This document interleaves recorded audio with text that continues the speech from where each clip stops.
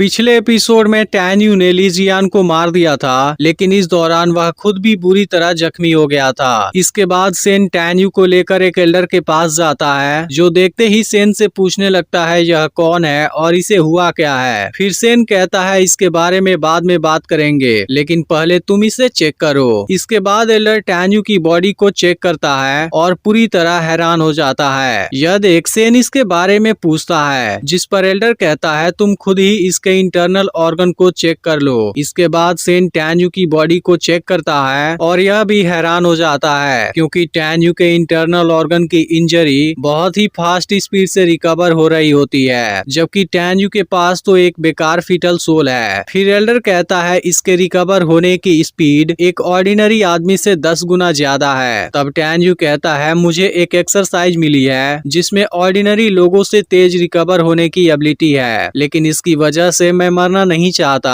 और आप दोनों से रिक्वेस्ट है कि इस बात को आप सीक्रेट ही रखिएगा। जिस पर दोनों कहते हैं कि तुम्हें इस बारे में चिंता करने की जरूरत नहीं है, हम किसी भी स्टूडेंट के सीक्रेट की जासूसी नहीं करते। फिर टैन्यू कहता है मैं जैसे ही इनर गेट में एंटर करूंगा मैं आपसे जरूर मिलूंगा। इसके बाद एल्डर टैन्यू को कोई मेडिसिन पिलाता है और कहता है कि पूरे इनर गेट को पता है मिस ने तुम्हारे बेकार फीटल सोल के बावजूद भी एक्सेप्ट किया है, लेकिन मैं देख रहा हूँ दूसरे डिवीजन के एल्डर उस लेडी का मजाक बना रहे हैं, इसलिए तुम्हें केवल खुद के लिए नहीं बल्कि मिस्किन के लिए भी फाइट करना होगा और जल्दी ही कुछ करना होगा। इस पर टैन्यू कहता है मैं आपकी बात को याद रखूंगा। फिर एल्डर कहता है यहाँ पर तुम्हारे बहुत सारे दुश्मन हैं, इसलिए तुम्हें रिकवरी के टाइम ज्यादा केयरफुल रहना होगा। फिर एल्डर सेन से पूछता है कि किसने इसको जख्मी किया। फिर सेन बताने लगता है कि अभी कुछ देर पहले ही ली जियान ने टैन्यू को लाइफ एंड डेथ फाइट के लिए चैलेंज किया था, लेकिन मैंने नहीं सोचा था टैन्यू ली जियान को मार देगा। यह सुनते ही एल्डर भी हैरान हो जाता है। फिर कहता है ली जियान 12 एल्डर के अल्केमी रैंकिंग के अंडर में है, फिर भी टैन्यू ने उसे मार दिया।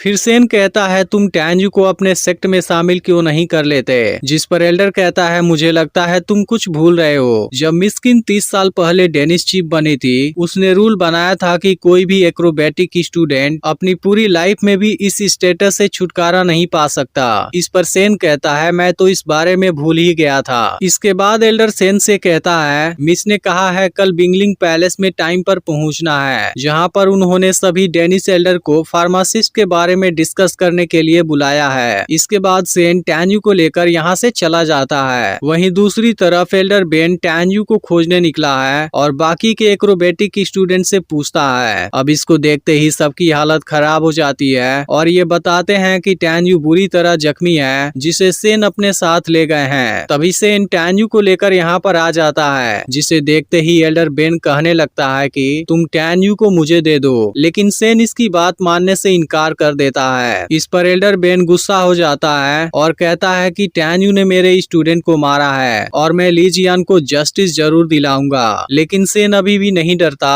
और कहता है कि मैंने दोनों के बैटल को अपनी आंखों से देखा है। ली जियान ने ही टैन्यू को लाइफ एंड डेथ बैटल के लिए चैलेंज किया था, जिसमें आखिर में टैन्यू ने ली जियान को मार दिया। लेकिन अब तुम किस अधिकार से टैन्यू को यहाँ लेने आए हो? इस पर एल्डर बेन कहता है लेकिन यह सब तो तुम्हारी बातें हैं, मैं सच्चाई को कैसे जान सकता हूँ? फिर सोचता है अगर इसकी बात सही भी है, फिर भी मैं बाद में टैन्यू को सबक जरूर सिखाऊंगा। अब सेन कहने लगता है अगर तुम्हें अभी भी कुछ करना है तब तुम चीफ के पास जा सकते हो, जिसके बाद चीफ जज इस बारे में देख लेंगे। यह सुनकर एल्डर बेन यहाँ से चला जाता है। इसके बाद टैन्यू हंसने लगता है और सेन इसे अपने साथ लेकर जाता है। फिर सेन लिंगबिंग पैलेस में जाता है, जहाँ मिस केन बताती है कि मेरे फेरी गेट के चीफ टैंग यूनसेन कैन्यन में जख्मी हो गए हैं और उनकी सोल बुरी तरह टूट गई है। इसके अलावा वह बुरी तरह से जख्मी भी है। फिर एक एल्डर कहता है टैंग तो जेड के जितना पावरफुल है, फिर वह जख्मी कैसे हो सकता है? तब एक दूसरा एल्डर कहता है कहीं यूनसेन कैन्यन में पावरफुल मॉन्स्टर तो नहीं है। यह सुनते ही मिस्किन सभी को चुप कराती है और कहती है कि टैंक के ट्रीटमेंट के लिए हमें कुछ एलेक्सिर की जरूरत है, जिसमें गाइक्सिंग बिंगलान, घोस्ट सोल और एक 3000 साल पुराना जियानलिंग ग्रास चाहिए। इसलिए तुम सब जो भी पॉसिबल हो वह करो, लेकिन 1 साल में मुझे यह तीनों एलेक्सिर चाहिए। फिर वह एक डस्क जेड ग्रास दिखाती है और इसे सेन को देती है। फिर कहती है कि इसे लिंगसान हर्बल गार्डन के स्टूडेंट कल्टीवेट करेंगे, इसे तुम अभी अपने पास रख सकते हो जब तक मुझे इसकी जरूरत ना पड़े। इसके अलावा टैंग एक वेल्दी बिजनेसमैन था।